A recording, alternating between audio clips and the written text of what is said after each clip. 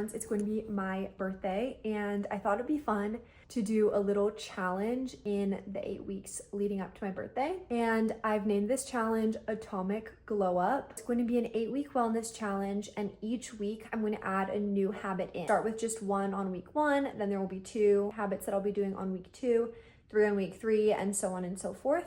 This challenge was kind of inspired by 2 different books. So Atomic Habits was the first one, and The Power of Habit is the second one. What I love about Atomic Habits is that it teaches the importance of building habits naturally into your routine so that it doesn't have to be a choice every single day, and it just makes it so much easier for you to live a lifestyle that's aligned with your goals because your environment supports it and your habits just naturally support it. So replacing bad habits with good ones, and yeah, just the power of consistency. And The Power of Habit talks about specifically the part that I really loved was one keystone habit, having one keystone habit to start. And your keystone habit will then ripple out and affect many different areas of your life. So for example, maybe you start with going to bed earlier.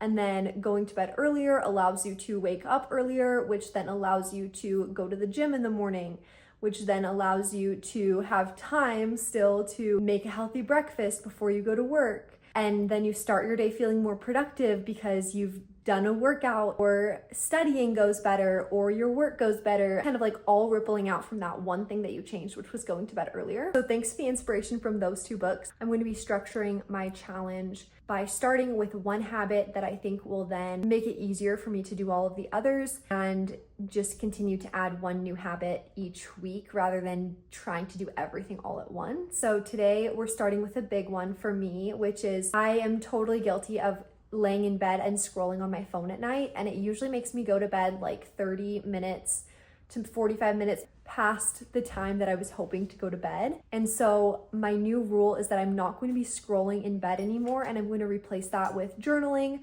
reading from an actual paper book, or planning my next day in my paper planner. Hopefully that'll help and that'll make a difference. The biggest thing that I'm hoping it will make a difference in is my sleep quality. Studies show that viewing a blue light screen right before going to bed can interfere with our melatonin production, so that can just mess up our quality of sleep and how easily we fall asleep at night and how much deep sleep we get. If we go on our phone immediately first thing in the morning and just see emails and then social media and all these things that immediately spike our heart rate and just turn us into kind of a stressed state, it puts us into more of a reactive mode instead of an intentional mode going into our day. So this week I'm trying to break that cycle. I'm going to not be scrolling on my phone in bed at all. I'm going to try to avoid my phone for at least the first 30 minutes after waking up, other than of course turning off my alarm. So these are my before stats. I'll put them up on the screen. I'm looking at data from my Ultrahuman ring, which tracks my sleep quality. As you can see, I typically get an okay high score because I'm getting enough sleep. So I generally sleep for 7 to 8 hours every night, sometimes a little bit longer. It's very rare that I'll sleep under 7 hours. And so my sleep quantity is pretty good, but I really do think I could improve my sleep quality. There are 2 metrics that I'm looking at. One is my heart rate drop,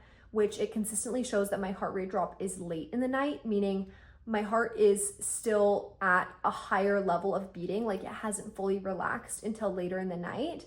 And then my sleep quality is just good, not optimal. So I'm going to be monitoring with not scrolling at night, not going on my phone while I'm in bed, and replacing it with more relaxing activities to see if it impacts either of those 2 metrics and improves my sleep score every night. I would love to get something in the 90s. I'm usually in the 70s or 80s. That will be the metric that I'm tracking, as well as just how I feel. If I feel more well rested when I wake up, if I feel less stressed throughout the day. These are the objective metrics that I will be looking at and that I'll be comparing next week and throughout the rest of the challenge. I would love to have you guys join me on this challenge as well. So I'll be checking in more frequently, probably daily, on my Instagram account, which is Katie Lee Lifts. And tell me in the comments if you're in with this challenge and what you are replacing your nighttime scrolling with. So let's work on just this one habit for the next 7 days, and then we'll be adding in our next one, and I'll do a recap video of how this past week went, plus intro to the next habit. See you then.